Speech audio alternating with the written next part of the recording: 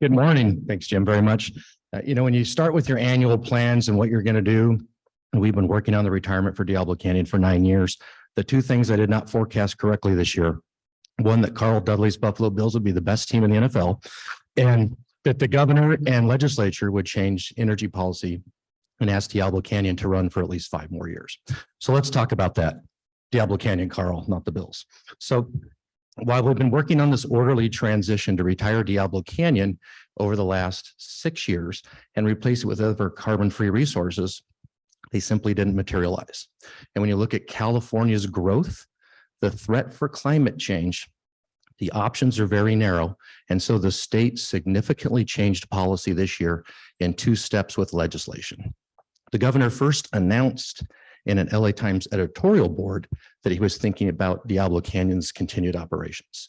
We didn't know that. We learned about it the same time you did. But with that evolved, the state asked us, well, what does it take? What needs to be true for the plant to run longer? Well, the plant is really controlled by 2 different regulating forces. The federal government sets our license and is in charge of all of our safety. That lever has to be pointed forward in something called license renewal.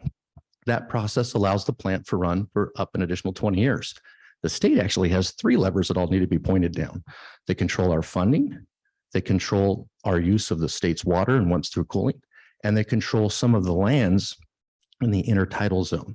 So the state did 2 things with the legislature. They passed Assembly Bill 180, which said, here's $75 million, go preserve all of the options you need to keep the opportunity open while we continue to deliberate. If you think about things at a nuclear facility, long lead time, it takes us about 2 years to get fuel. It takes us 2 to 3 years for a lot of things we need to operate. And we were retiring that plant unit 1 in 2024. We were literally at the window where if it closed in the next 6 to 8 weeks, we wouldn't have been able to manufacture the things we need to keep the facility open. Talk about just in time. So it's a significant pivot. We changed about 40 people's careers in about the course of a week. Everyone's heart's in it.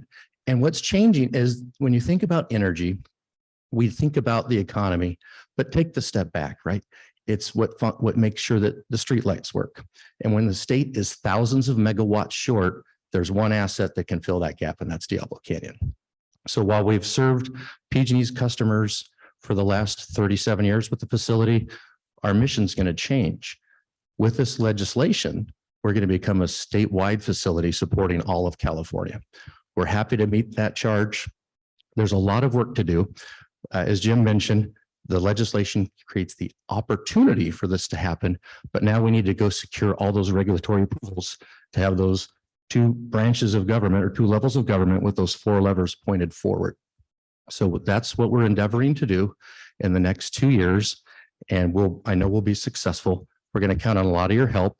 The county's been a great partner in decommissioning. We'll need their help as we continue to operate, as we will with many other stakeholders.